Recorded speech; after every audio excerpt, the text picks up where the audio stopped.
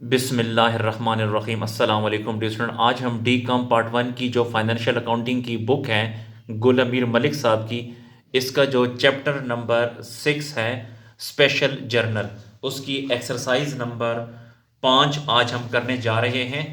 तो आप लोग पेज नंबर 119 निकालें। पेज नंबर है 119। तो एक्सरसाइज नंबर 5 में कहता है,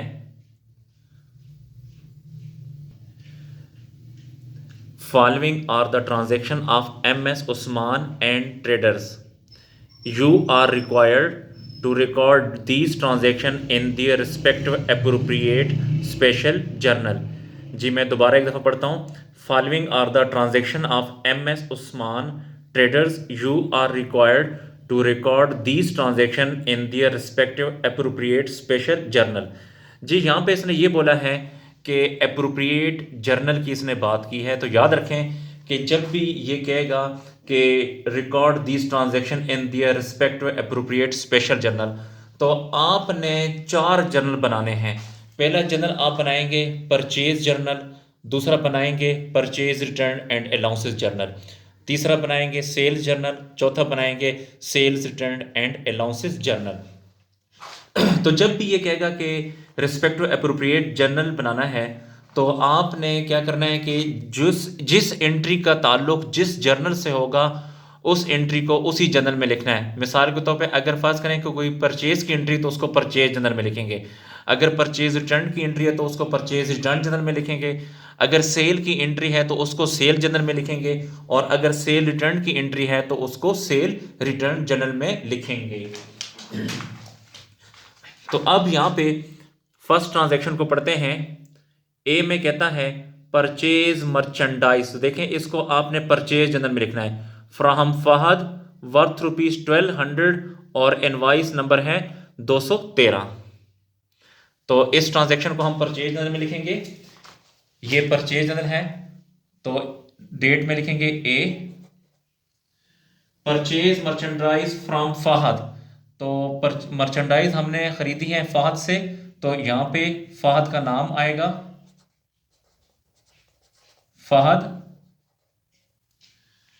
वर्थ ₹1200, अमाउंट के कॉलम में लिखेंगे 1200।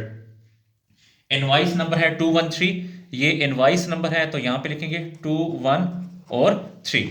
जी उसके बाद जो नेक्स्ट ट्रांजैक्शन है, नेक्स्ट ट्रांजैक्शन में कहता है बी में सोल्ड मर्चेंडाइज। तो सोल्ड मर्चेंडाइज, तो इसको आपने सेल जनरल में लिखना है। टू साद, सेकंड कॉलम में लिखेंगे साद। वर्थ रुपीज है 1000 और इनवाइस नंबर है 65। तो इसको सेल जनरल में लिखेंगे। ये है सेल जनरल। डेट के कॉलम में लिखेंगे बी। सोल्ड मर्चेंडाइज टू साद, यहां पे लिखेंगे साद। वर्थ ₹1000, अमाउंट के कॉलम में लिखेंगे 1000। इनवाइस नंबर है 65, यहां पे इनवाइस नंबर में लिखेंगे 65। जी उसके बाद ट्रांजैक्शन नंबर 3 पढ़ते हैं। ट्रांजैक्शन नंबर 3 में कहता है, यानी सी डेट में, परचेज मर्चेंडाइज। हमने मर्चेंडाइज परचेज की है फ्रॉम ABC कंपनी से फॉर ₹500। तो परचेज मर्चेंडाइज है, तो इस ट्रांजैक्शन को आपने परचेज जनरल में लिखना है।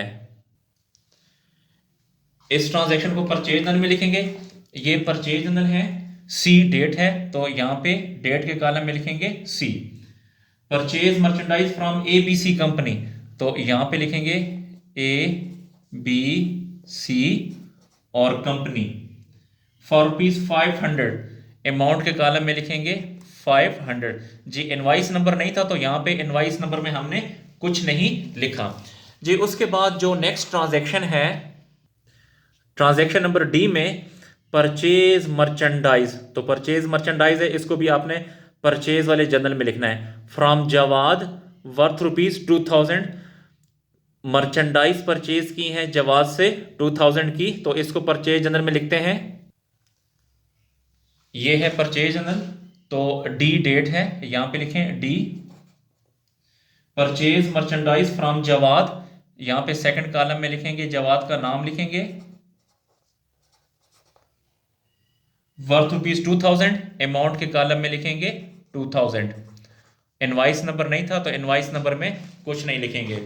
उसके बाद जो ई डेट है, ई डेट में रिटर्न मर्चेंडाइज टू, देखिए मैंने आपसे कहा था कि जब भी रिटर्न के साथ लफ्ज टू आएगा तो आपने ऐसी ट्रांजैक्शन को परचेज रिटर्न में लिखना है। Return merchandise to Fahad worth rupees 200 being defective, तो इसको परचेज रिटर्न जनरल में लिखेंगे। तो ये परचेज रिटर्न जनरल है। डेट के कॉलम में लिखेंगे E, return merchandise to Fahad, second column में लिखेंगे फहद, वर्थ रुपीज 200, अमाउंट के कॉलम में लिखेंगे 200। उसके बाद जो नेक्स्ट ट्रांजैक्शन है एफ वाली, एफ ट्रांजैक्शन में कहता है, एफ में कहता है Saad return merchandise worth rupees 100 being damage. अब साद ने अशिया वापस की हैं, इसका मतलब यह है कि हमने साद पे अशिया सेल की थी तो उसने अब हमें वापस कर दी हैं, तो इस एंट्री को सेल रिटर्न वाले जर्नल में लिखना है जी। ये सेल रिटर्न जर्नल है, तो डेट के कॉलम में लिखेंगे एफ, साद रिटर्न मर्चेंडाइज वर्थ रुपीज, अशिया वापस की हैं साद ने, तो यहां पे लिखें साद वर्थ रुपीज 100, अमाउंट के कॉलम में लिखेंगे 100। उसके बाद जो नेक्स्ट ट्रांजैक्शन है जी में, जी डेट को कहता है सोल्ड, देखें लव सोल्ड आ गया तो इसको आपने सेल जनरल में लिखना है। Sold merchandise to Ali 400, merchandise sale की है अली पे 400 की, ये सेल जनरल है। तो डेट के कॉलम में लिखें G, sold merchandise to Ali, sale की है अली पे तो यहां पे अली का नाम आएगा, रुपीज 400, अमाउंट के कॉलम में लिखेंगे 400। इनवाइस नंबर नहीं था तो इनवाइस नंबर में कुछ नहीं लिखेंगे जी। उसके बाद जो नेक्स्ट ट्रांजैक्शन है एच वाली, इसमें कहता है, एच में कहता है सोल्ड मर्चेंडाइज, तो दोबारा सेल जनरल में ही लिखना है, to X Y Z and company worth rupees 2000, sale की है X Y Z and company पे 2000 रुपए की, तो इसको सेल जनरल में लिखना है जी। ये सेल जनरल है, तो एच एंट्री में डेट एच लिखेंगे यहां पे, sold merchandise to X Y Z and company, यहां पे लिखेंगे X Y Z and company worth rupees 2000, amount के कॉलम में लिखेंगे 2000, यहां पे कुछ नहीं लिखेंगे। उसके बाद जो नेक्स्ट ट्रांजैक्शन है आई में, आई में कहता है रिटर्न मर्चेंडाइज टू जवाद, देखें रिटर्न के साथ टू आ गया है तो इसको आपने परचेज रिटर्न जनरल में लिखना है। जब भी रिटर्न के साथ लफ्ज टू आएगा तो परचेज रिटर्न जनरल में लिखेंगे टू जवाद वर्थ रुपीज 300, ये परचेज रिटर्न का जर्नल है। तो आई डेट है, रिटर्न मर्चेंडाइज टू जवाद, अशिया वापस की हैं जवाद को, यहां पे जवाद का नाम आएगा, वर्थ रुपीज 300, अमाउंट के कॉलम में लिखेंगे 300 जी। उसके बाद लास्ट ट्रांजैक्शन है, इसमें कहता है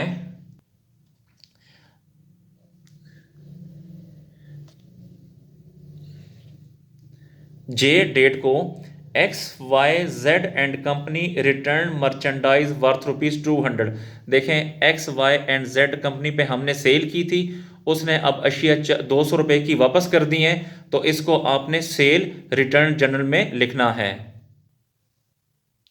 जी। ये सेल रिटर्न जनरल है, डेट है जे, यहां पे लिखेंगे J date, return X Y and company, यहां पे लिखें एक्स वाई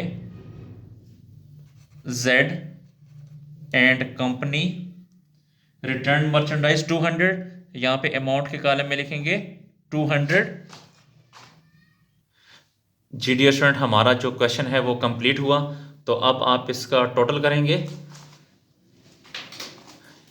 ये जो परचेज जनरल है ये 1200 प्लस 500 प्लस 2000, तो ये आता है 3700।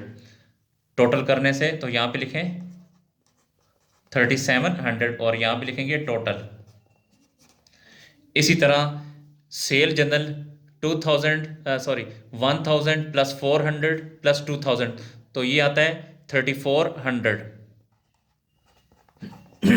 यहाँ पे लिखें टोटल। इसी तरह 200 प्लस 300 500 आएगा।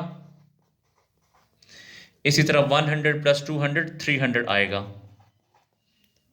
यहाँ पे लिखें टोटल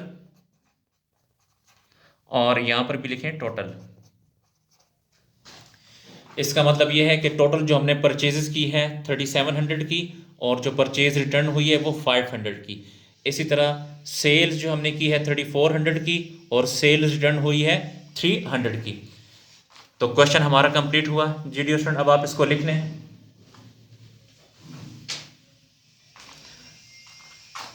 डियर स्टूडेंट, अगर आपको मेरी वीडियो पसंद आ रही है तो मेरे चैनल को लाजमी सब्सक्राइब करें और मेरी हौसला अफजाई के लिए लाइक भी करें, और कोशिश करें कि इन वीडियोस को अपने क्लास फेलो के साथ भी शेयर करें ताकि उन्हें भी फ़ायदा हासिल हो सके।